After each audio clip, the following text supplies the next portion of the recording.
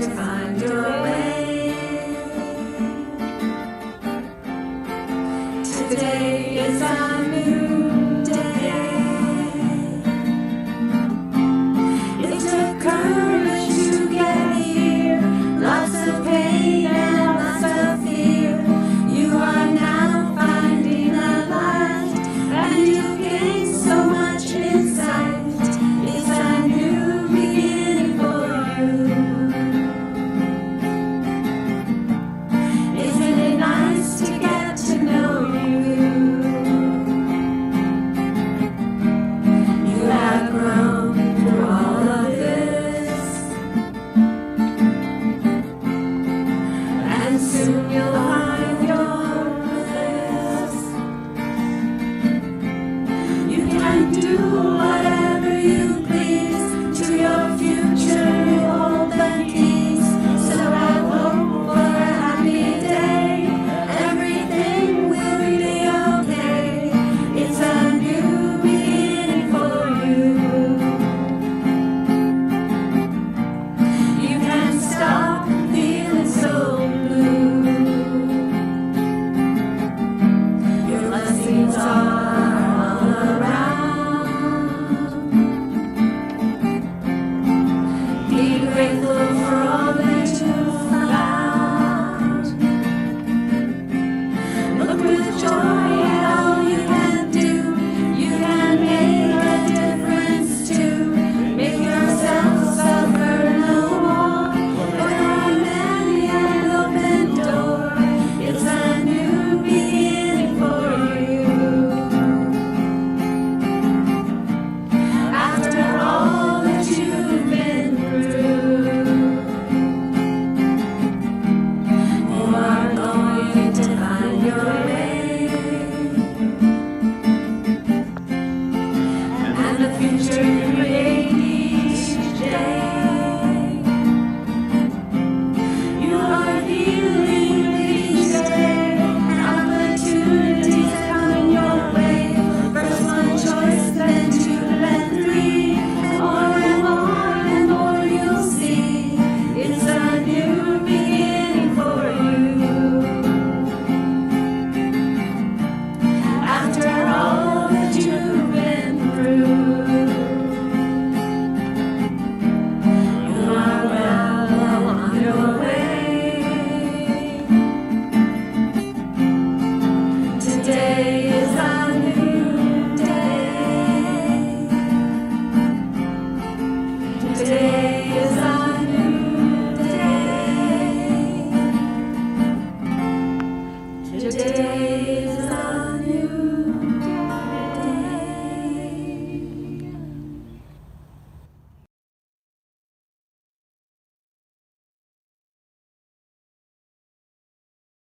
Good morning, everyone. Thank you for joining us this morning. Welcome to South Church Unitarian Universalist Congregation. My name is Kirsten Hunter. I am the Director of Lifespan Ministries here at South Church. And I'm joined here with Bret Newbury, who is our worship associate today. And we thank you for continuing to journey on this adventure of virtual worship services again today. It's hard to believe that we're heading into our last week of August, but that is in fact the case.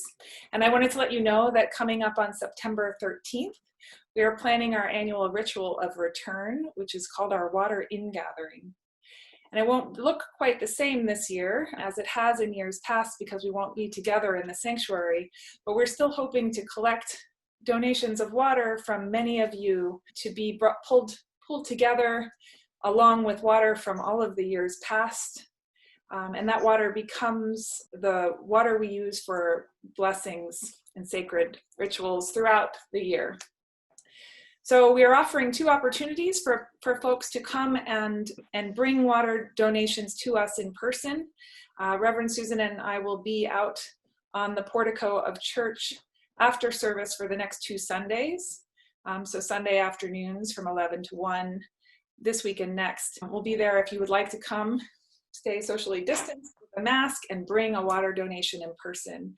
We would love to be there and share that experience with you And or you can come by the portico at church anytime. We're going to keep a closed vessel on that porch right outside the church near a planter, where you can come and add your water donation. And if you do it that way, we ask that you send us a really quick video of yourself or your whole family offering a blessing as you add the water, or just separate from adding the water, so we can include you in the montage of that ritual that we're going to pull together. So we'll see how all of that goes. If you have any questions about the water ingathering or about anything else, if you are new to our community and are looking to reach out, please contact us. Our website is southchurch-uu.org, and we'd love to hear from you. This morning's worship has been created by a wonderful team of beloved South Church people, including Bret and myself, and I'm going to let Bret introduce the rest of our team now. Good morning and welcome all. Whether you attend every week or this is your first time with us, know that you are welcome here. I am Bret Newbury, one of a team of worship associates that works with Reverend Susan and Director of Lifespan Ministries, Jen Hunter, and our wonderful staff bring these services to you each week. Today, our sermon will be delivered by Kirsten Hunter. We will have our invocation heard by David Drucker. Music will be heard by South Church Folk, with music provided by Susan Adams. With special thanks, Jen Del Deo for working on Story for All Ages, Jen Lyon and Pip Clews for working on video so that we can bring this to you as a virtual service. Everyone is invited to our virtual coffee hour after services. You can find the link in our weekly email or on the South Church Facebook page. And now it's time for announcements.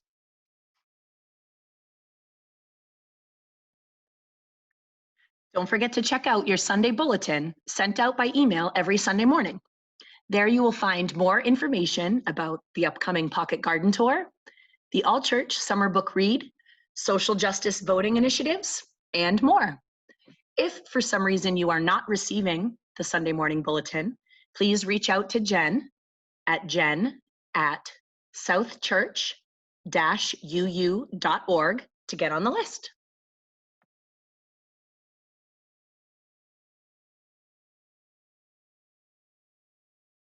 There is more love somewhere. There is more love somewhere. I'm gonna keep on till I find it. There is more love somewhere. There is more hope somewhere. There is more hope somewhere. I'm gonna keep on till I find it. There is more hope somewhere. There is more joy somewhere. There is more joy somewhere. I'm gonna keep on till I find it. There is more joy somewhere.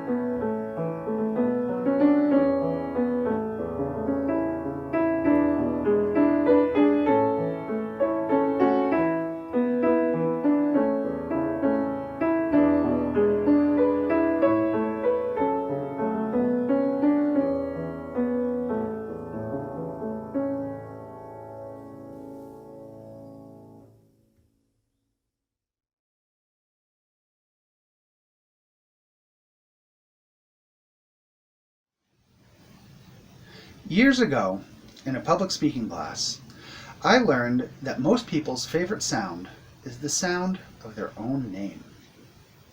It is a weird psychological trick that they teach us to get people to like us better on a subconscious level. Well, I don't like using weird psychological tricks to get people to like me better on a subconscious level. I see that this has a real reason behind it. Saying someone's name is a form of acknowledgement, a validation of their worth and dignity, of their place in the universe. It is also a tough one for me, as I am particularly bad with names. I try all the tricks, word association, rhymes, mental pictures, but names are something that escape me, and I find myself embarrassedly asking people's names again. But I appreciate it so much when others try. When they forget and they ask me again, I revel in the knowledge that they want to know me and want to know me better. When a new person remembers my name right off the bat, I am really impressed by them. Some people just have that as a talent. Some people have found a trick that works for them. Whatever it is, I am impressed. But the ones that really make me feel the most valued and that I'm the most impressed with, they're the ones that ask me how to spell my name. Bret may seem like it's a simple name. Not too many syllables, no complicated blends of letters, just B-R-E. Is that one or two T's? I have official records, medical records, school records, employment records, with my name spelled wrong. I have spent more time than I can count getting it corrected in places where the spelling is important, for one reason or another. I am told that autocorrect will try to add a second T even when it's not intended. I have people who have the correct spelling in my own hand tried in front of them who will insist on putting a second T on my name. So when someone takes the time to ask to make sure that they get this little detail right, it makes me feel valued, like they see me as important, like they see me as worthwhile, like they see me. Little details like this, they can go a long way to make people feel like they are truly seen.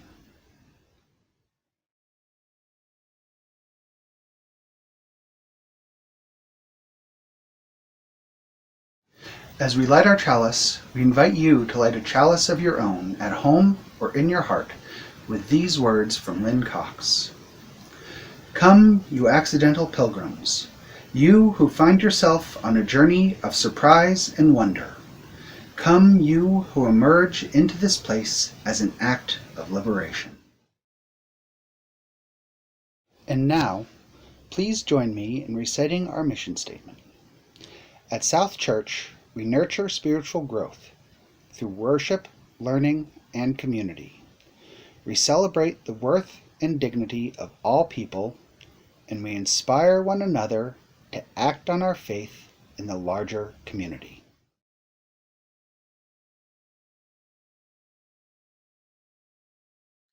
Good morning, friends. I've been thinking about you, and I'm wondering what your week has been like. Maybe you can let me know in a note or in one of our RE groups. Today I have a story for you, written by a person named C.Buice. And it's a story that we've heard before at South Church when we were in our sanctuary. But this story's been on my mind recently for a lot of reasons. I hope you like it, and I hope it makes you think, like it does for me. Once upon a time, there was a little tiny drop of water, and his name was Higgins.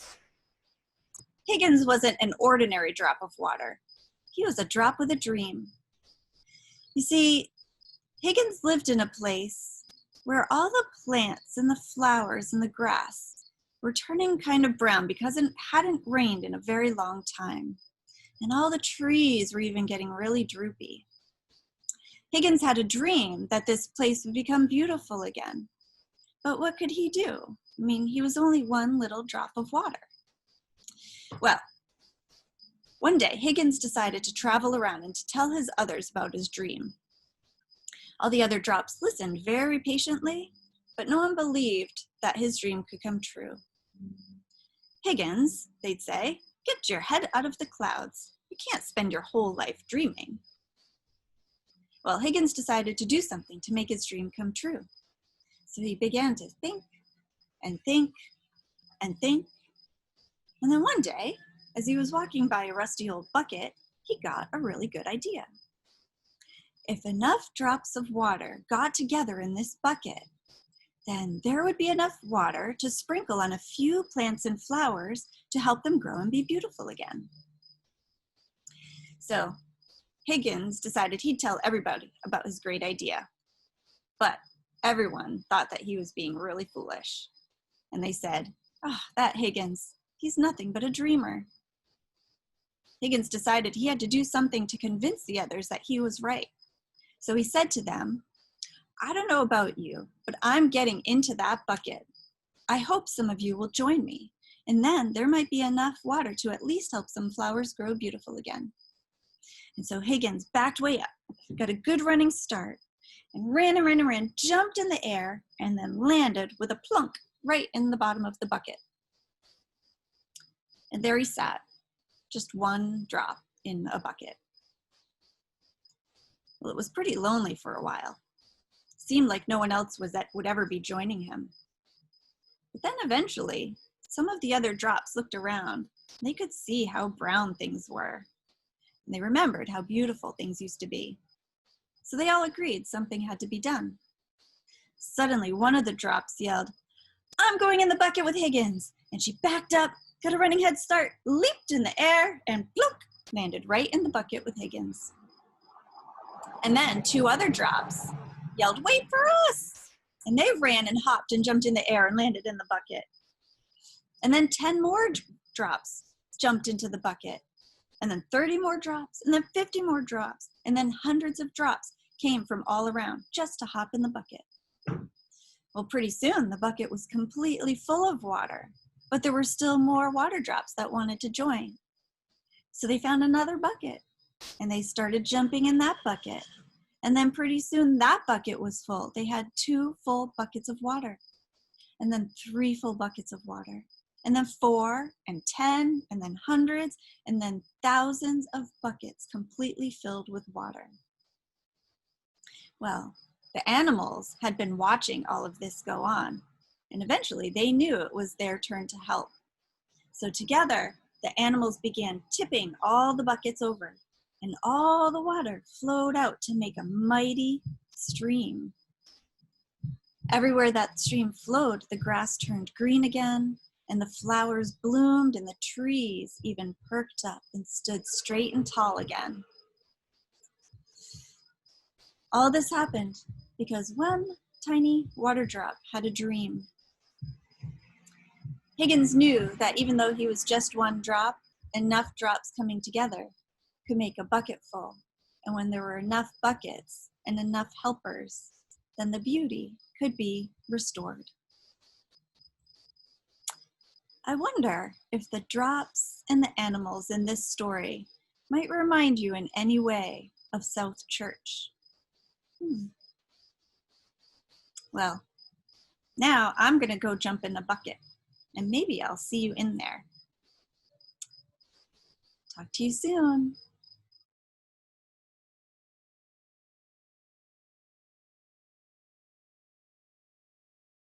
It is now time for our offering, which allows us to continue our important work within the congregation and within the larger community. This month's shared plate will be helping Crossroads House.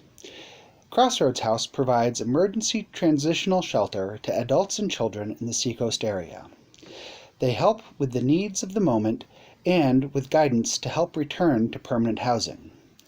You can give online via the link on our website, or send a check to our offices at 73 Court Street, Portsmouth, New Hampshire. Details are on your screen. Dona, Nobis, Pacem. Pacem, pacem, Dona nobis pacem. Dona nobis pacem.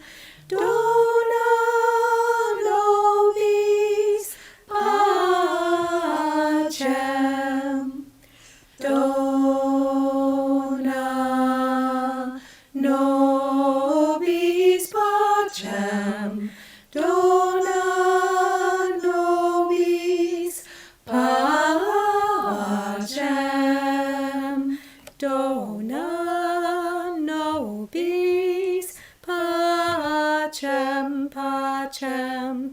Dona nobis pacem.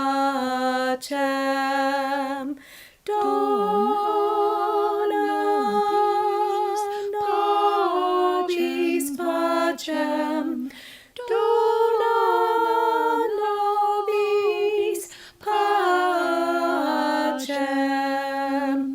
Dona nobis pacem. Dona nobis pacem. Dona nobis pacem. Dona nobis pacem, pacem. Dona nobis pacem. Dona nobis pacem. Dona nobis pacem. Dona nobis pacem. Dona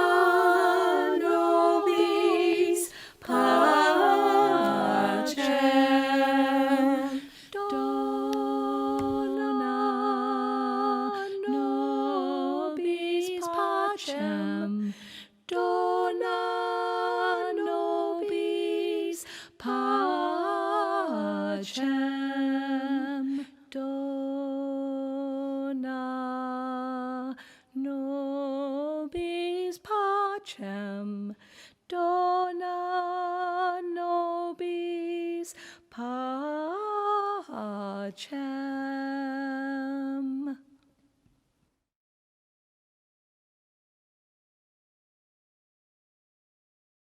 As we've moved to a virtual service format, we've tried to create space where we can connect with one another imperfectly.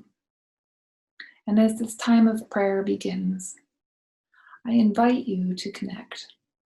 I invite you to hold in your heart our whole community, all of the communities beyond. I invite you to think about a prayer that you may want to share. And if you feel so moved, please consider writing it in the chat box. Before we have a little time of meditation and music, I would like to share this prayer written by Manish Mishra Marzetti. It is titled Shakti La Madre, Mother of all, of us all. Shakti La Madre, Mother of us all, be with me in this groundless ground of being. One foot firmly on the earth, touching you, the other hovering, not quite here, not quite there. This in-between time, both open and maddening in its lack of surety. How do I leave behind the pain, the disappointment, the anger at what has been? The unconscious cruelty, the negating, the selfish harm I have walked through, knowing the possibility always exists that it could happen again. Something in me called forth the experiences I have had, experiences I have needed in order to learn and grow, in order to see myself more clearly, to see you more clearly. And yet the pain at not feeling cared for or valued runs so deep. The pain persists. Help me, Mama, to be vigilant that I never treat others in this way, that I can see clearly enough to recognize when violence may be happening at my behest or in community, striving always to transform such energy, and then use that energy in service to building, to creating the greater love and hope we all need. Perhaps this is why any of us suffer, to mine the depths of experience so that we can then, at our best, be an ally, a friend, a companion, an agent of change, working to transform. May it be so.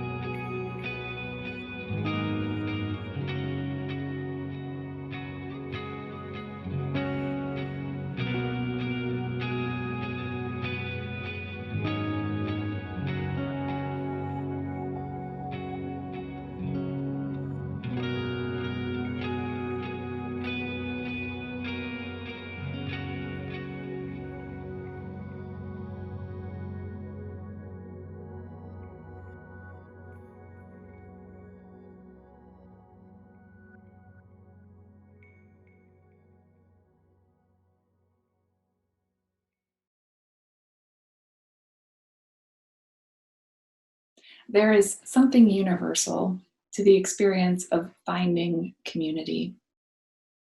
It is invigorating. When you find community, you want to spend time there. You want to give it energy. When I was 19 years old, I was a transfer student at the University of New Mexico in Albuquerque when a new friend of mine invited me to come check out the women's rugby team, the Atomic Sisters. I didn't know anything about rugby except that it was a contact sport. I imagined it to be something like football. And up until that day, I didn't know that there were women's rugby teams. I responded to my friend's invitation with enthusiasm, and I was out on the pitch for the next practice with a cheap pair of soccer cleats and a mouth guard. I was introduced to the team, an eclectic group of women, some tall, some short, some stocky, some skinny. Some were young college kids like me, others were nearing their 30 or older. We ran for a bit and then started drills, and within the first 30 minutes of practice, I found myself at the bottom of a pile of bodies, clutching to the oblong ball while being crushed by a significant amount of weight above me. From where I lay, I could hear some concern being expressed by the women at the top of the pile, saying something like, "Hey, get up. The new girl is down there. We don't want to hurt her on her first day." And I laid there as people slowly peeled away. And when the last person stood and my teammates looked down at me, they saw a beaming face as I exclaimed, "I love this game." I grew up with 3 brothers, and being physical with people was a part of how I expressed connection. The first boy I had a crush on confessed to me years later that he was quite scared of me in 4th grade, as my flirting seemed much more like an attempt at sparring in his memory. I remember my 2 best friends sitting me down in 9th or 10th grade for an intervention of sorts, gently communicating to me that they loved me very much, but my tendency to wrestle and punch was literally hurting them.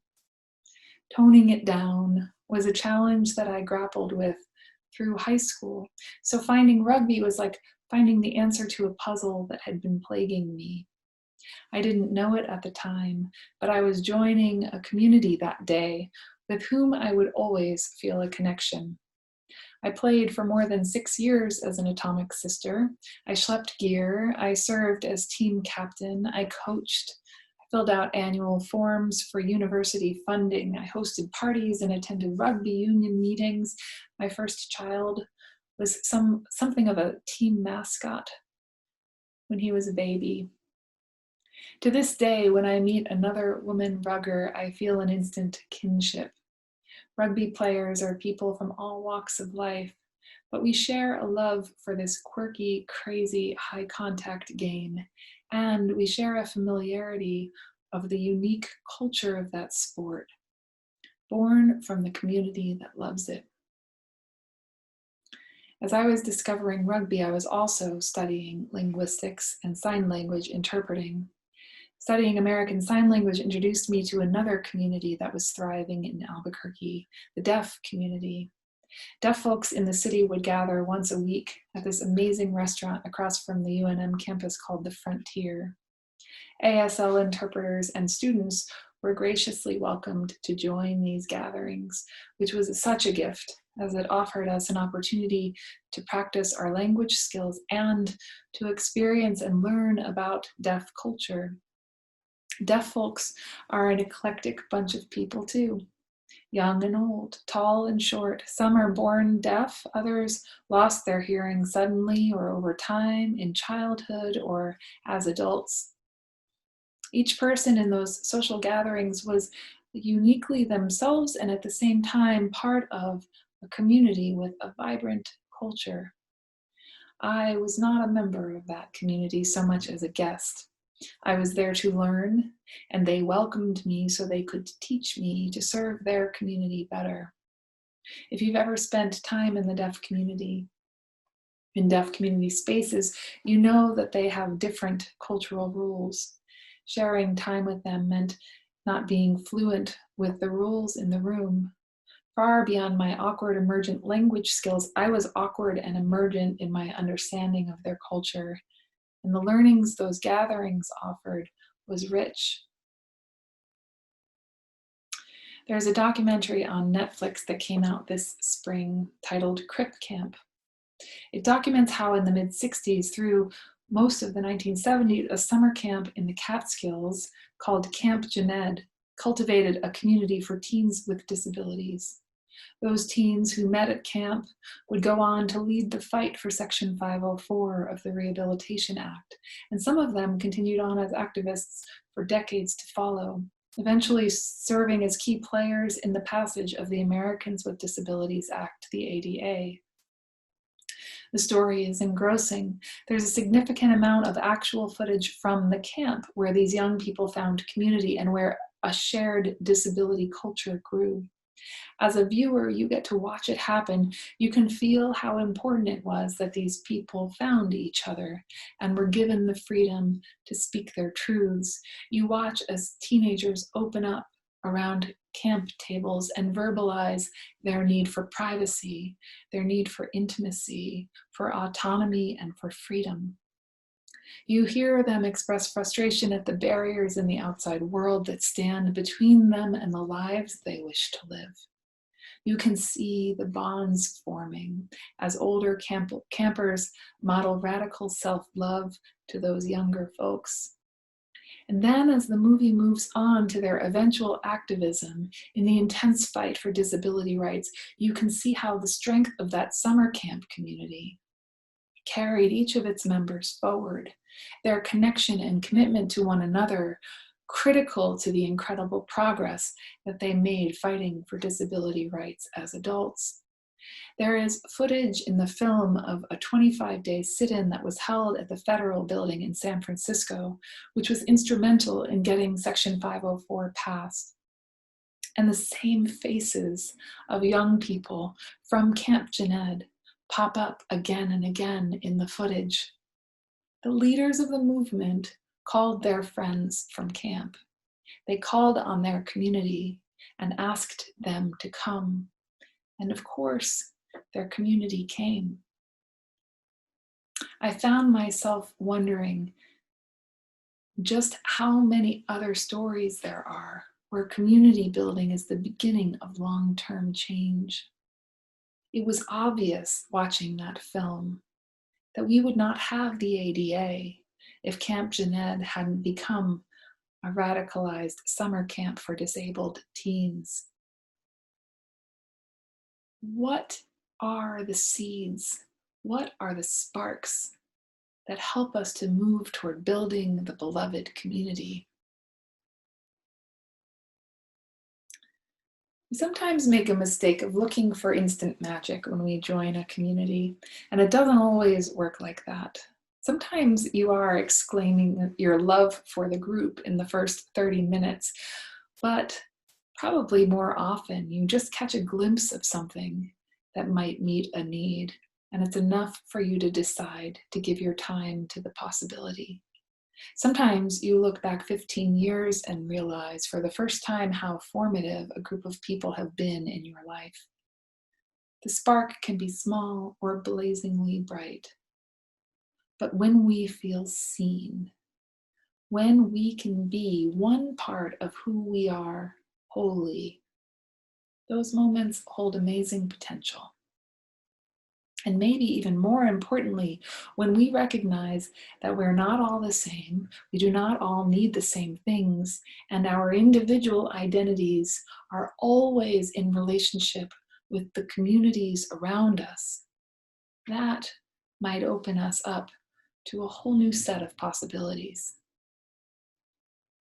Community is not one thing, nor does one community serve the entirety of any one person's identity. Yet, if any of us stopped to examine the various communities with whom we have been connected over the arc of our lifetime, I suspect we'd find ourselves with an intriguing inventory of what makes us tick, of who we are and what matters to us. And perhaps we would also begin to recognize that the deep value of individualism in the dominant culture around us is discordant with the reality of what motivates and inspires us as human beings. Most of the people listening to me today know I have been a UU since I was young, and community is a word that pops up a lot in UU conversations. We are a non-creedal religious community, an eclectic bunch of folks, tall and short, young and old. Some of us are theists, others are atheists, agnostics, pagans, and so on. Many UUs struggle with how to describe what connects us all when we embrace so many different theologies and bring so many different experiences into our church. The word community can cover a lot of ground in answering that question, but when you think about that a little more, it might be something lost if we describe UUs as a community. Last year at UU General Assembly, Reverend Paula Cole-Jones presented the FOS lecture, where she described a framework for our faith she called a community of communities. Her lecture resonated with me at the time, but this year, in a workshop revisiting her ideas, something really clicked for me. I don't think she said anything remarkably different, but I finally felt her vision for myself, I think. Reverend Jones begins explaining the framework as an alternative to describing our congregations as a family, which I've also heard many times before, and I know I've used that description myself, our South Church family. She says, we rarely question the idea of being a family because it's sacred. Family is a sacred idea. But, she says, for you use, the metaphor of family no longer holds our values and our collective identities, or the complexity of how we relate in the world around us. If we are a family, then the idea is that we all belong to one thing. And I'd say we all belong to multiple things, she says, not to one thing. The community of communities is a structure that reflects that. For us as individuals, the multiple communities hold our interests and the aspects of our identities. A community of communities. Within our church, there is the spiritual book group and the knitting ministry. There is Aging with Grace and the social justice associates who reach out to many people in our larger community. There is C.Buice Family Promise who also connect with so many people beyond the walls of our church. We have a religious education community within our church, South Church Folk Group and the choir, and Voices from the Heart, many of whom are not South Church members, and yet build a beautiful community with so many who are. Within our church, there is. I could go on and on.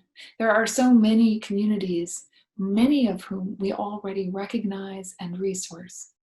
And there is potential for many communities within and beyond the walls of our church that have not yet been named or with whom we have not yet fully connected ourselves. All of that feels really promising to me. What would be different if we honored our differences in the same way that we celebrate what we share with one another? If our collective work was built around our collective mission, but the discernment of what that mission calls us to do was in large part the work of the various communities with whom we identify. Imagine how a model like that could transform the walls that exist between various communities and could also transform the walls that separate us, South Church or Unitarian Universalists, from the larger world. It accomplishes three really important things. It acknowledges that each of us needs to feel seen. It reminds us that we are not a community of individual needs, but rather we are a community of communities' needs. And it allows us, for each of those communities, to deepen into shared identity, to grow, and to take action. Often, says Paula Cole-Jones, movements are a community of communities that have come together to work in solidarity, to support each other, and change an injustice. In the movie Crip Camp, there was a beautiful documentation of that kind of interconnectedness. The disability rights movement recognized the importance of showing up at all kinds of civil rights protests. Jim Lebrecht, one of the movie's producers and a former camper from Camp Jened, explained, "You have to make it a two-way street of engaging with social justice movements. We showed up for the other movements back in the day, and folks came and showed up for us." Because of this solidarity, during the sit-in in San Francisco, Black Panthers showed up with food and supplies to help the protesters make it through. A community of communities, living wholly into who they are and holding on to how they connect to others. I want to say that again. A community of communities living wholly into who they are and holding on to how they connect to others. Any movement, says Jim Lebrecht, any community needs to take a look at who's not at the table. They can learn this lesson that it is their diversity and their breadth of knowledge within their community and their breadth of experience that makes them better and stronger. I don't know what it's like to be you, he says. So when you tell me what your experience is like, I'm going to trust you. I'm going to see you. And I'm going to believe you. May it be so.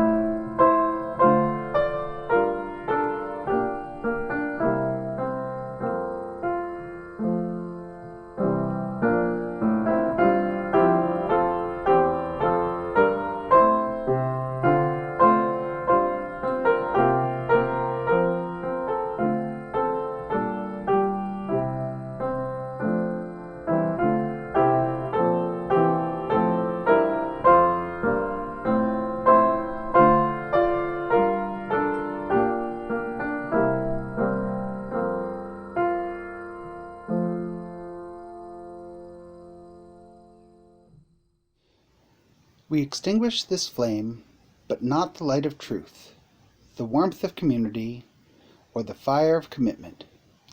These we carry in our hearts until we are together again. Love Loudly, written by Carrie Gottfried. Love loudly, spirit of light, of life, of all that is good and bad, and in between. Give me the courage and inspiration to love loudly, to share my joy and compassion with others, to let them know how much I appreciate them.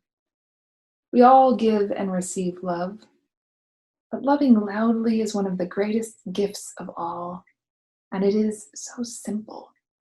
All it requires is one person who's willing to say to anyone and everyone, you are loved. You are worthy of love. You deserve to be loved. Spirit of life, help me spread love throughout my communities. Help me teach others to love loudly so that it begins to circle around so I can hear it too.